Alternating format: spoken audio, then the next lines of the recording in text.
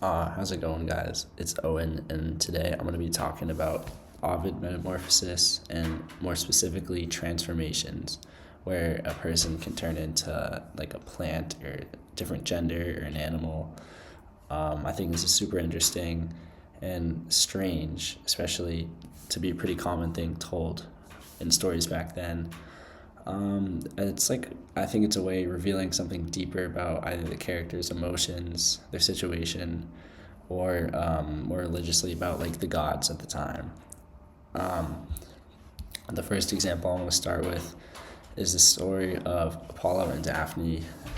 Super quick summary. Apollo struck by Cupid's arrow and he becomes super obsessed with Daphne. Daphne wants nothing to do with him. Apollo is like super obsessed, starts chasing after her, and Daphne cries out to her father for help. And as her last like thing of desperation, she gets turned into a laurel tree. This transformation is significant because it kind of freezes Daphne's like fear, and kind of her refusal to be with him, and kind of like embodies her loss in like a physical form, as well as kind of symbolizing that she never really truly escaped Apollo. She doesn't really have any autonomy, and the tree kind of symbolizes that like she wasn't able to truly succeed. The next thing I want to continue with that. Ovid shows the desire crushes moral autonomy.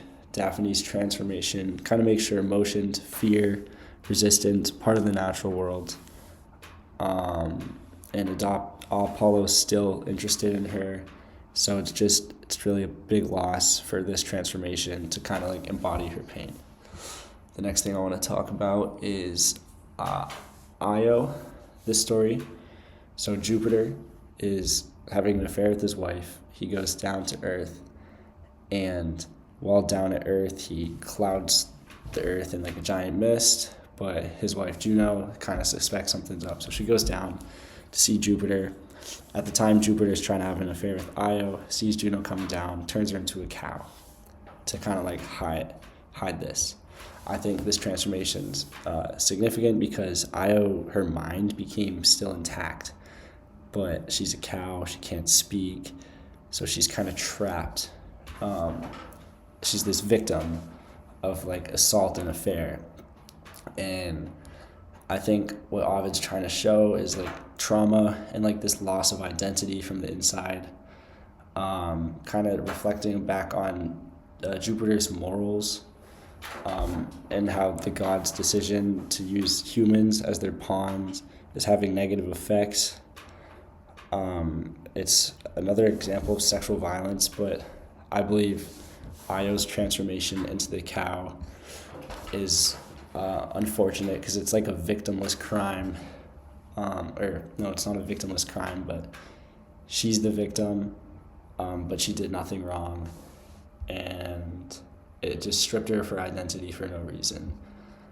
The next story I want to talk about is Arachne and Minerva. Arachne was a really talented weaver, but she kind of got ahead of herself and challenged Minerva, who was the goddess.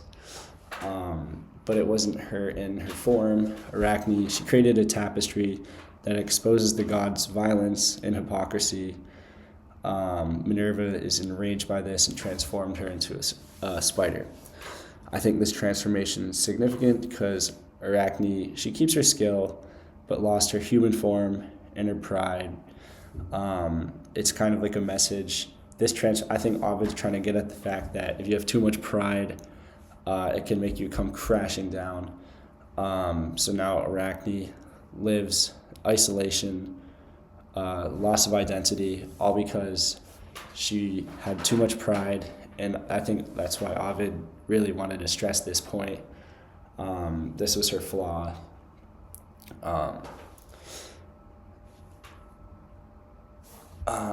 In conclusion, these three transformations show Ovid uses change as a way to reveal emotional and psychological truths, such as